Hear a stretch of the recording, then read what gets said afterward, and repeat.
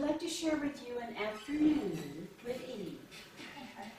A few years back, we were leaving story camp at Lake Yale. Eve was with us, and we decided to detour south a bit to see Drew's grandmother's homestead.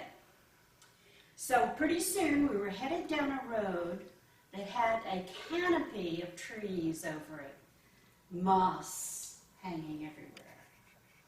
And when we came out of this canopy, we saw a sign and it said, "Local honey for sale." So we followed the arrow to a little stand. Not a soul in sight.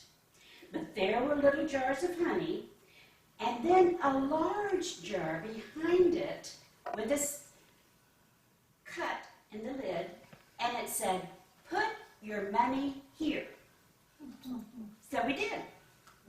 We got back in the car with our honey and headed down to a large curve in the road. And as we came around this curve, I looked up, up, up, and there was a giraffe. A giraffe. Nobody said a word.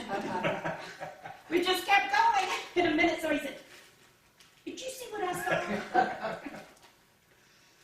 Then we were on the road to the homestead. The roads got smaller and narrower until it was a tiny dirt road leading to a little white house with a tin roof and a little porch that went kind of around the corner.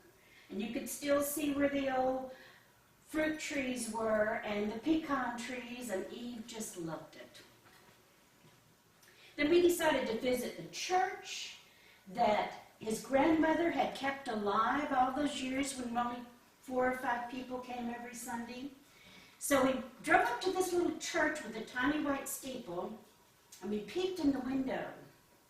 And there were banners, 2 banners, and it listed all the young men from that community that did not return from World War I and World War II.